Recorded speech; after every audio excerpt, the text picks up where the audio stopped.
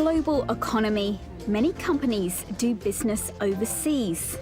This means that workers often travel to see their colleagues or clients abroad. There are many reasons why people travel for work. I go abroad to complete projects which are set by my company. Those projects can include setting up certain systems, laptops, docking stations, etc. I need to travel for work because sometimes the projects I do are based somewhere outside London, where I live. So I've been traveling to France, to Italy, to Spain, to Romania. I need to travel because we work with big brands and multinationals, and they want to understand different people in the different markets and countries. So we travel across the world. An important part of business travel is organising transportation.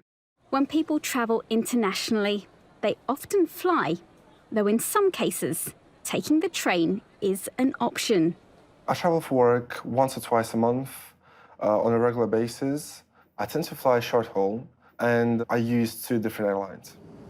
Alex makes the most of his travel time and keeps busy during the flight. When I'm flying for business, I tend to get my laptop out and do some work during the flight. And half an hour before my plane lands, I remove my laptop, put it back in my bag, and get ready for the landing. On business trips, you may need to stay overnight. It's important to book accommodation that is suitable for your trip and has everything you need so you can keep working during your stay. The accommodation where I like to stay when I travel for work is hotels, usually, but they need to be very close to the place where I need to go to work. What I expect at my location is Wi-Fi, because I need to work most of the time where I'm back in my room, and of course parking, because usually I need to hire cars or a vehicle from the airport to the workplace. When travelling for work, you may not know much about the local area and how to get around. Find out about transportation before you go, and when you get there, ask for help if you need it, or ask for directions.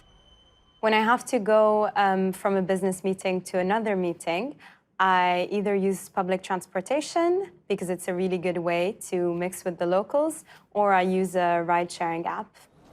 I always worry about getting lost, but it's part of the adventure. I carry an online map on my phone, and if I do get lost, I just ask people, and they're really helpful.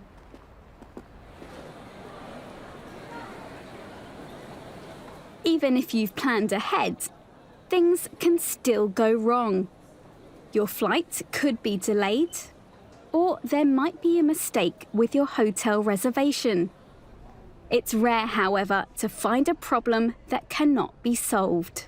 I remember once I was at the airport lounge waiting for my flight, and I got really confused with timings, and then I get to the gate, and it's written in huge red letters, "Gates closed," and I start panicking. And thankfully, the staff were really helpful, and they helped me through, and they rushed me to the plane through a back door, and I made my flight. Like anybody who's done the same thing several times, regular business travellers have advice they can offer to others. My top travel tip when traveling for work is to be very efficient in organization, because this gives you time also to enjoy the place where you're going after you're done your business.